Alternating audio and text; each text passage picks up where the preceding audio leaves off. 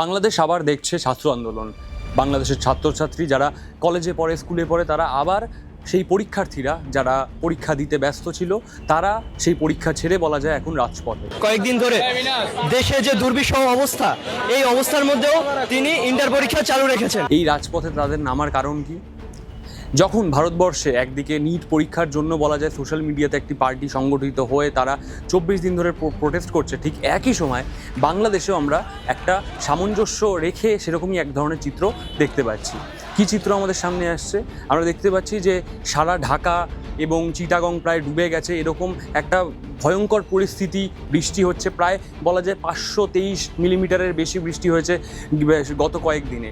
সেখানে দাঁড়িয়ে বেশ পরীক্ষার্থী যারা ছিল, এইচএসসি পরীক্ষার্থী, তারা সমস্যার সম্মুখীন হচ্ছে। তারা পরীক্ষা দিতে সেই অর্থে পাচ্ছে না, এবং যারা দূর দূর থেকে আসছে, এবার এইচএসসি পরীক্ষার আগে যে সময়টা থাকে অনেকেই তো বাড়ি চলে যেত, যারা ঢাকা বা চিটাগং বা রংপুর এই সমস্ত এলাকায় থাকতো, তারা তাদের বাড়ি দূরে যাতে তারা চলে যেত। কিন্তু তারা যখন ফিরছে তখন ঢাকায় এবং সমগ্র বাংলাদেশে যেহেতু এরকম বৃষ্টির জন্য প্রায় অচল হয়ে পড়েছে এবং অব্যবস্থা তৈরি হয়েছে, তারা অনেকেই কিন্তু ফিরতে পারছে না, এবং তার সাথে তারা দুর্যোগে পড়ছে, প্রাকৃতিক দুর্যোগ, এবং সেই কারণে তারা অনেক পরীক্ষার্থী আসতে লেট করছে। অন্যদিকে অনেক পরীক্ষার্থীরা বলা যায় যে ঠিক সময় পৌঁছাতেই পারছে না। আবার তখন যারা পৌঁছাচ্ছে, যেই পরীক্ষার্থীরা এসে পরীক্ষা দিচ্ছে, তারা কি দেখছে, তাদের যে ভৌত বিজ্ঞান বা পদার্থবিজ্ঞানের যে কোয়েশ্চেন পেপার, ফিজিক্যাল সায়েন্সের যে কোয়েশ্চেন পেপার, সেখানে তারা দেখতে পাচ্ছে যে সেখানে 2-3টে প্রশ্ন ভুল।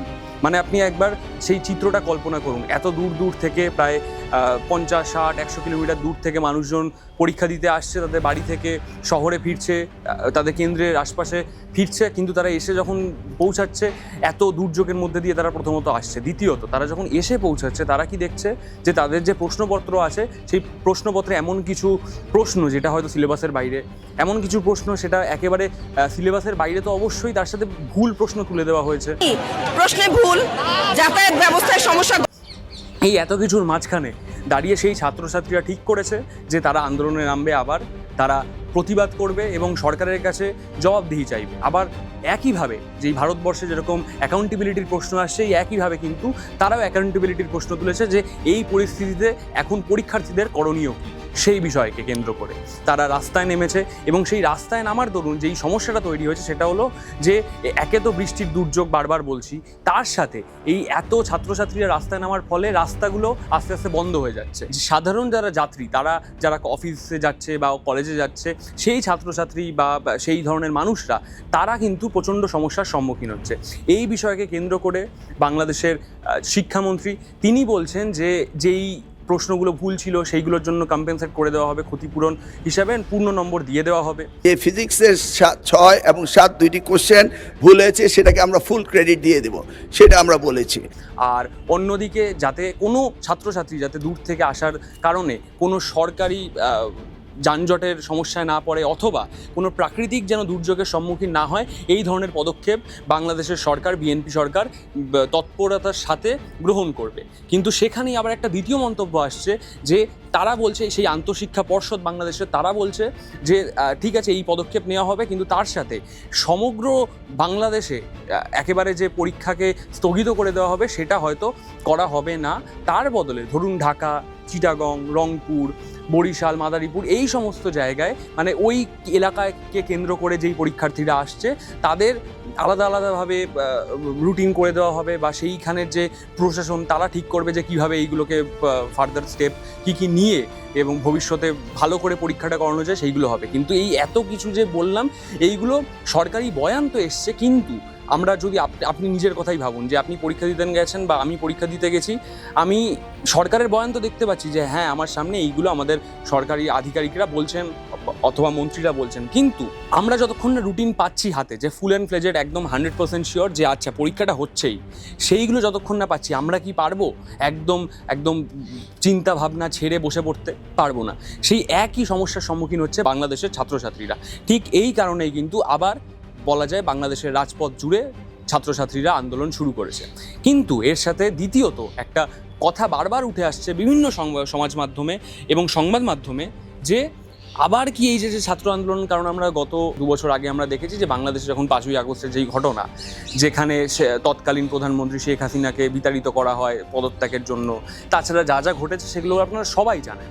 এবং সেইগুলোকে কেন্দ্র করে অনেক সেই সময় কথা উঠেছিল যে কোনো ডিপ স্টেট কোনো পলিসি হতে পারে, অথবা কোনো যারা হয়তো সমাজের একেবারে তলানিতে গিয়ে বা সমাজের যারা ভূগর্ভস্থ স্থলে থেকে তারা সেই সমস্ত আড়াল থেকে পরিচালনা করছে, এই সমস্ত কথা কিন্তু আবার উঠে আসছে যে এটা কি শুধুমাত্র একটা ছাত্র আন্দোলন, নাকি এটার পেছনে কোনো বাংলাদেশের যারা নিষিদ্ধ হয়ে গেছে সেরকম কোনো দলের হাত আছে, অথবা এটা কি আবার কোনো ডিপ স্টেট এজেন্টের পলিসি কিনা, তাদের ব্যবস্থা কিনা যে এই ধরনের ব্যবস্থা করে বাংলাদেশের পরিস্থিতিকে টালমাটাল তৈরি করে দিয়ে আবার অন্য কিছু একটা তৈরি করা হবে।